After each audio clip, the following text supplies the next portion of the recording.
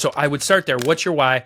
And then I would also start with, what are the big rocks? Let's get those big rocks in the jar. Stephen Covey talks about putting first things first. I think as you're going through goals, and the tough part is that you're going to run into goals and it's going to be tough, right? You're going to have a tough time, whether it's with finding the right people, getting the right things in place. You know, in pest control, a lot of our growth has to do with either digital marketing or door-to-door, right? Or some other type of growth method.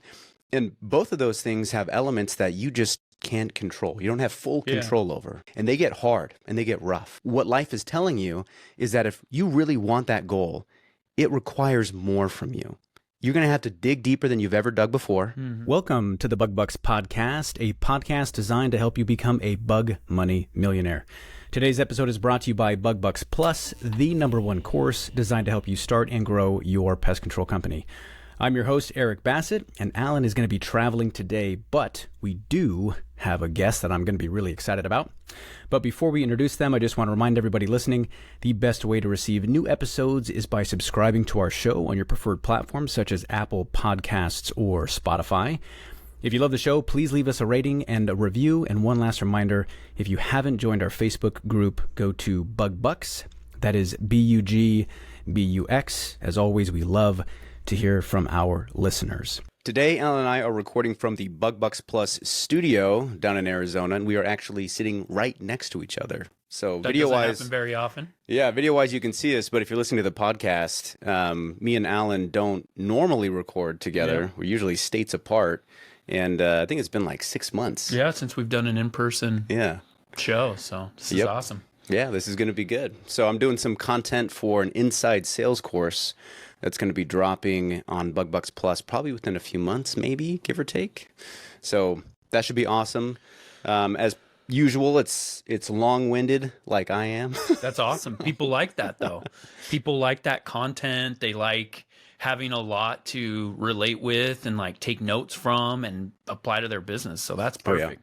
Oh, yeah. 100%. So today, we talked about a few different things before we started recording, but I think today we're really going to focus on finding the balance between going one direction, going after a main idea, some goal that you have, something that you commit to, and knowing when to pivot, knowing when to change direction and do something different for the betterment of your company as a whole. You know, I've had this question over the years, and I think it started with, Proof had this guy named the Iron Cowboy that came and talked to our door-to-door sales team. We used to do kickoffs, and we kind of still do, get people amped up for the summer.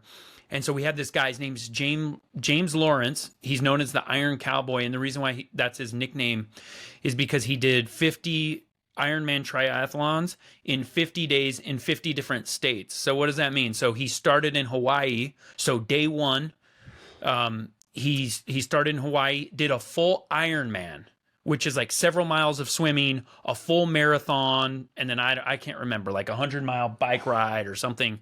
And then that night he has a red eye, flies to California or whatever, does it again the next day in California, and so on and so forth for 50 days in a row in 50 different states. So in addition to doing the Ironman triathlons, he had all the logistical issues of getting his bike and his equipment, and he did it with his family. So his family and small kids, they were traveling along, and he presented his experience with this, 50 triathlons, Ironmans in 50 days. And, during the process of like sharing, he talked about how difficult it was, some of the trials that he went through. And, I got to the point where, he was always injured. He always had a knee issue. One time he wrecked his bike. Ooh.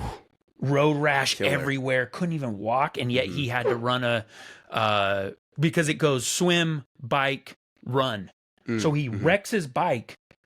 And I think he was like halfway through the bike ride, and he still had to do a marathon after that, a full marathon. And so I got to the point where I'm like, man, is that worth it? Like, and so afterwards we had this little Q&A session, and I went up to him and I said, how do you know when going after your goals or going after something that you want to achieve is actually beneficial for you, so that you don't just quit, or It's like, you know what? And I still really struggle with that question.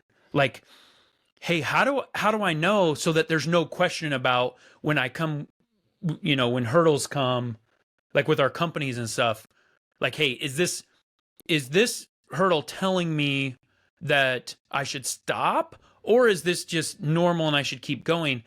And he's not the most eloquent guy. He's awesome at what he does. And I can't really remember his answer, but over the years, what I've come up with is I think you have to go back to your why. I think you have to go back to what am I doing this for in the first place? And if your why's large enough, then the how you'll figure out, right? Yep, Viktor Frankl or something, said that. So because I think businesses and business owners should go after crazy big goals. I really do. I think there's no limit. I actually think one of the biggest issues that small businesses have is that they don't reach high enough. But, we've got to figure out why we're doing it and figure out what is this actually going to be good for me, or am I going to sacrifice the biggest thing? So I would start there. What's your why? And then I would also start with what are the big rocks? Let's get those big rocks in the jar. Stephen Covey talks about putting first things first. And so, there are a lot of professional athletes, and I'll end my thought with this. A lot of professional athletes that they'll sacrifice their families to become professional athletes, especially it's really common in the golfing world, just because of what it takes. And you can still be a professional golfer even after college, like with football, baseball, basketball. It's like, hey, you either make it or you don't really. Baseball's a little more like golf. But, there's this famous guy, he ended up winning the Masters, but he lived out of his car with kids and it was terrible. Wow. So anyway, what is your why? Put first things first. 100%. And I really like that you brought up your why, your purpose, kind of going from that first, you know. I think as you're going through goals, and the tough part is that you're going to run into goals and it's going to be tough, right? You're going to have a tough time, whether it's with finding the right people, getting the right things in place. In pest control, a lot of our growth has to do with either digital marketing or door-to-door, right? Or some other type of growth method. And both of those things have elements that you just can't control. You don't have full control over, right? And they get hard and they get rough. And business partnerships are tough. And there's all these different elements that combine that are going to stress you out, just stress you out and burn you out. And I like that you talk about purpose, because that really kind of helps recenter you. You wake up in the morning and you're like, dude, I can't believe I'm in this position. Not another day of this, oh, please, I wish it was different, And if all you think about is the difficulties and all you think about is the logistics, right? You lose track of what's really important, And it's that nice little sweet tender moment where you see your wife, you see your kids, you think about your future, you think about what you're dedicating your time to and why you're working as hard as you're working, right? And that kind of brings it all full circle. And when we think about our company's mission, vision, and values, right? And you're thinking about some goal that you committed to. I think what's really important is that you look at that goal, and as you evaluate over time, right, you see if it's good, you see how well it's doing, and you have to ask yourself, is this still a good thing for my business? Maybe for me, and I'm a pretty determined and dedicated person, and it's hard for me to let go of things, especially if I've committed to it. I'm like, dude. Well, because we don't want to feel like we're quitting. Exactly. Yeah, I hate that idea. Yeah. Right? It's like, dude, if I'm breathing, I'm doing it, And I think it's important that you look at it from both sides, because you might say, hey, if it's just me, if it's me by myself, I'm doing it, right? Like this guy who's doing all these marathons, it's like, dude, it's all on you. Like whether you do it or whether you don't, that's something that you're going to have to carry with you forever, right? And when you run a business, you have to realize that it's not just the impact that's going to be on you, right? It's all the other employees, it's your business partners, and it's everybody else that you're responsible for as a leader. And so you have to sit there and ask yourself, is it my pride that's pushing me? And is that blinding me from making the right decision to continue to pursue this or to pivot and do something different. Because I know it sounds like you're taking an L, like it sounds like a loss when you change directions and you have to tell somebody, yeah, man, that's what we were doing. Yeah. But we're actually doing something different. Yep. Right. And it stings a little bit. But if you take the data and you ask yourself, what's best for my company? Right. What really is going to be able to get me to where I want to be? And, how do I get there in a way that I don't burn everybody out while we're traveling? And if that's different than the direction I'm currently going, it sounds crazy not to change. Yeah, I think that, there's this common theme in accounting that's referred to as cutting your losses. And first of all, this is a tough subject. Yep. This isn't, and I don't have all the answers. I'm still learning 100%. But with accounting, the essence behind cutting your losses is if you cut your losses, what you're going to do is focus your financial resources, your time and energy on things that are more important. That's the essence behind it. Mm-hmm. Is cut your losses, not to give up something greater, but to give up something less in exchange for something greater. So, that being said, you have to be really careful because you don't want this to become a habit. Yep. Like, hey, I'm just cutting my losses. You cut your losses like 3 times this week. Yeah. Right? But I do love Eric's point about reevaluating your goals. And I do it periodically, and you don't have to do it like every year before January 1st. I use that as my opportunity to set goals for the new year because I've been doing it since I was 10 years old. And then I review them monthly, and then a larger review quarterly, and then kind of the big review annually. Mm-hmm. But I love this idea of, hey, are we still going after what we actually want to go after, or did we get lost in the weeds a little bit?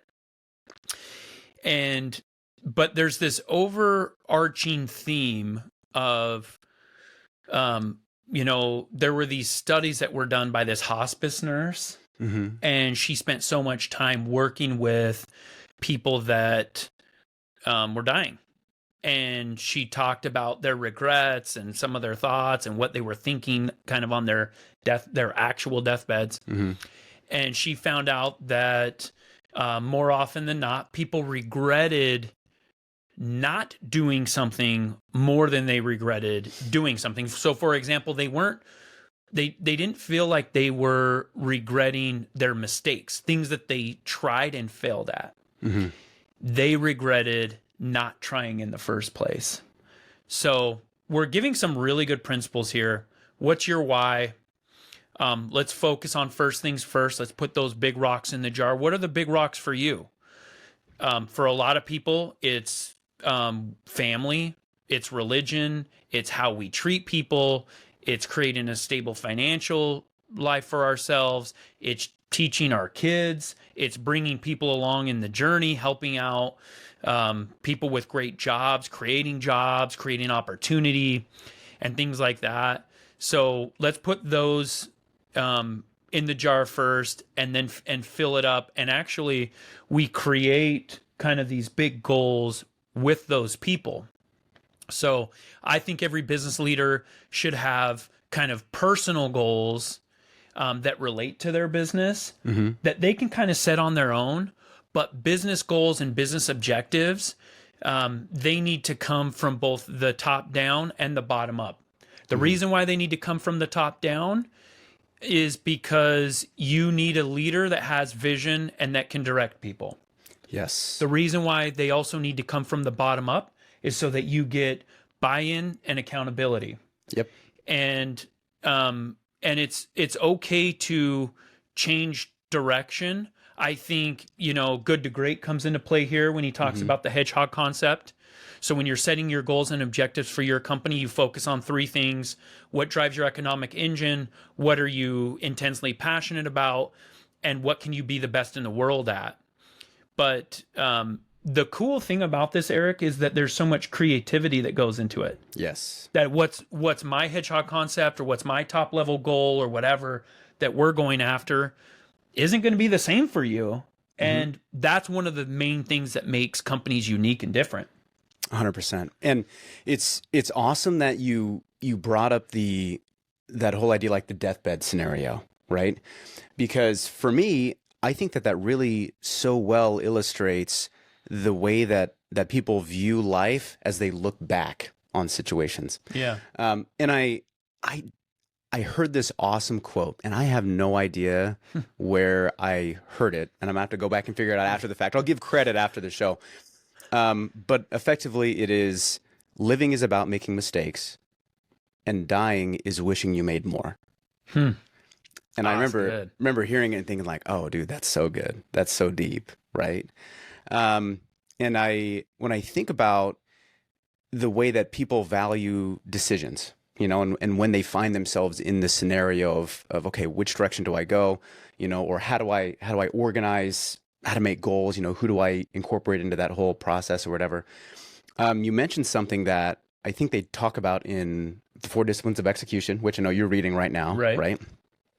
And when you talked about having buy-in from like the bottom up, right? We talk about creating WIGs, like goals, wildly important goals, right? Yeah. And in one of the philosophies in that book is that, as a leader, and you're asking the people that you're leading, hey, what's most important to your department? What do you want to take ownership over? How can you make the biggest impact on the business? What's that one wildly important thing? Yeah. Right. And you let them think about it. You let them work on it together. And whether it's the leader in that department or that department as a whole, they get to come back to you and deliver something that came from them, right? They're invested in it. They're bought into it. It's their idea, And I think in the book, he actually kind of steers you away from giving them something. He says, hey, like, it needs to be their idea, because if it's not their idea, whether or not they think it's a good idea, they're not going to be as bought into it, right? And you can, I think he says you have the power to veto, right? As the business owner, you can say, hey, let's try something different, or maybe let's do this, let's tweak this a little bit. But, I love that idea, because in employee developments, when we talk about action plans, that's a big philosophy that I use, where we say, hey, what kind of improvements do you want to make? What do you want to focus on? And sometimes it's hard for people to decide what they need to improve on. And it's just crickets, right? I'm like, hey, what's your action plan? And they're like, I don't know. You tell me. You're the leader. You're the boss. What do you want me to do? And I'm like, no. Let me help you be more of the boss, right? Like, let me help you self-evaluate. We know what your areas of opportunity are. How do we want to execute on this, right? What can you do to make the biggest impact on these areas of opportunity? And how do you want to execute on it? I can help you. I can check in with you. But how do you want to make that happen, right? And I think that going from the bottom up and the top down, like that's the balance that business owners really need to encapsulate and find. Is you got to have patience. You want to go in there and tell everybody exactly what to do, how to do it, what speed, like this is exactly what you say, but you lose engagement. Yeah, I think I think the key is, so the 4 Disciplines of Execution, highly recommended. It's an entire system that I've been focusing on recently and learning a lot about. But the idea is that the company leaders will set, a WIG for the entire company, but then departments break down the WIG for their department, and then the leader will help them. Will kind of be the guide or the guardrails to help them, like, hey, we want these things. We want it to be simple. We want it to say from X to Y by when. We want it to be related to the top level WIG goal. We want to be on this process. In that book, he references Seth Godin, and I can't remember which book of Seth Godin's that he's talking about, but he says something about he's quoting Seth Godin, and he says that there's this part where he's talking about the quickest way to lose really good people, or to continue to encourage non-buy-in and no accountability, lack of accountability. And Seth Godin says there's three main things. Number one, make their work anonymous. Oh yeah. So what they do, isn't reflecting them directly. Number two, make it unimportant to them. Make what they're doing not important to them. And number three, don't measure it. And I think, I mean, Seth Godin's a lot more elaborate and, you know, a lot more clear about it. But I think that's the essence, if I remember correctly. And setting goals with people, having WIGs, wildly important goals, addresses all three of those things. Yes. And it's an important part of evaluating the trajectory of your companies and what you're trying to accomplish. You know, I was just interviewing Marty Smith, had him on my other podcast, the Business Growth Pod. A lot of people don't recognize his name, but his face you definitely recognize. Big into NASCAR. He's an ESPN interviewer, and he, you know, it was this really cool interview. It was really cool that I got to know him and spend some time with him. But he wrote this book recently about leadership, and one of the principles in his book about leadership is delegation. And one of the questions I asked him is, why is it so difficult, especially for young leaders, to delegate? And so we had this entire conversation about what it is, and it's taken me years to learn this. And recently I've learned this concept of 80% done by somebody else is better than 100% done by you. Yes. Which is really hard for us as small business owners because these are our babies. I remember when I made our first couple of hires, and I'm like, wait, they don't care as much as I do? and a lot of people will think they don't care and it's their issue. But if they don't care, unless it's a terrible person, which there are those, 1 out of 10, 1 out of 20, whatever. But it's your responsibility to get them to care. It's your responsibility to get them to buy in. And the way that you do that is with the perspective of the company. You get them working together to achieve a common goal that they're bought in with. And, you know, the sky's the limit. We've mentioned this quote from Simon Sinek so many times. And I'm going to say it again because I think it's such an awesome quote and it makes so much sense and connects with exactly what you're saying. If the only people that you hire are people that need a job, then they're only going to work for you for your money, right? But if you can hire people who believe what you believe in and you can align goals, then they will work for you with blood and sweat and tears, right? And if as a leader, just like you said, if as a leader, you hire people, you bring them in and you say, hey, I need you to do X, Y, and Z, and here's the job, here's the pay, here's the expectation. And all you're doing is the transaction, right? It's such a low-level execution as a business owner because you can take that to the next level and you can say, hey, you know, what kind of impact do you want to make in the world, right? What do you want to be responsible for? What good thing do you want to bring into your life, into the lives of others, right? And then you listen to what they say, and then you say, that resonates with me, right? That's part of my vision too. I want to bring forth the same good things, you know, and the way that I'm doing that through my company is this, right? And this is how we're going to build it. And this part of the company is what I want you to have ownership over, right? And by doing these things in the business, you're able to achieve these key fundamental things that bring you fulfillment, right? That touch your soul, you know? And I know it kind of feels like we're getting a little touchy-feely here, but the deeper that you can go beyond just the transactional workplace environment, the more impact you have. And the more impact you have, the more influence you have with your leaders. And the more influence you have, the better that relationship works, right? And I just think it's such a good fundamental thing to have part of your process, whether it's developments or whether you're talking to your leaders about growth or whatever the situation is. You check and see, hey, are our goals lining up still? Is what you want out of life and what I want out of life and how we're working together to achieve it, is that aligning? because when you're out of alignment, you feel it. Yeah. Right. You can start picking up on it. You're like, hey, I can tell that you kind of care less.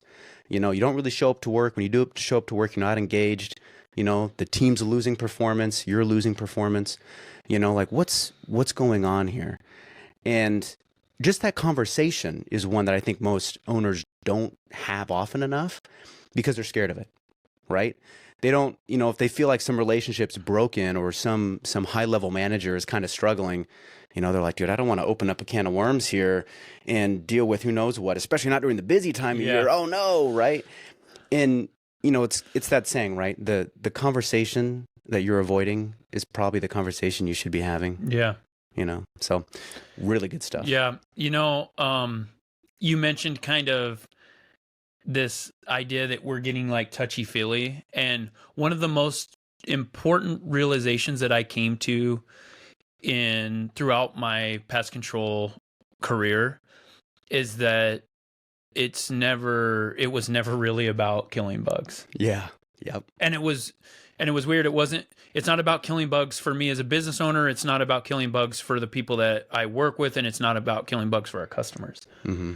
And years ago, I read this study about when I was an attorney, I came across this study where, and I think I've shared this before, but there were all these lawsuits against specialists in the medical field. Yep. Mm-hmm. Where like surgeons, heart surgeons, like orthos, like lawsuits were regular, but there weren't lawsuits against family doctors. Mm-hmm.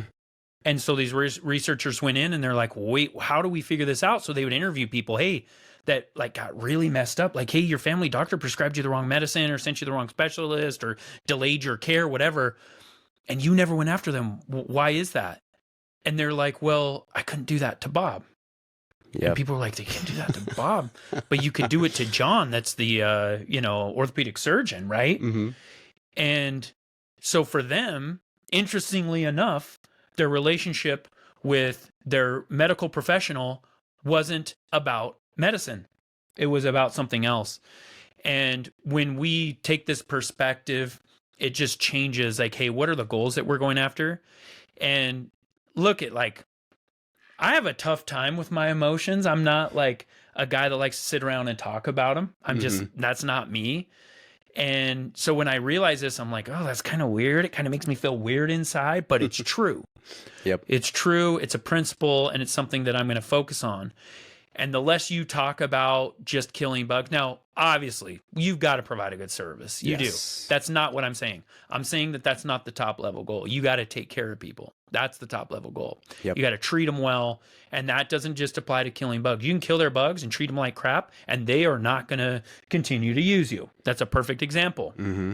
But you can not always kill their bugs, but treat them well, and they will continue to always use you. Yes. So kind of as we're wrapping up here, I wanted to leave at least one of my concluding thoughts here, Eric, with this general idea that quitting or stopping the pursuit of a specific large goal. And I'm not talking about a campaign or something that you're doing for a year. Hey, we're going to focus on this for a year. I'm talking about what you guys and gals want to do with your companies. That's what I'm talking about. Like what is your 10-year plan?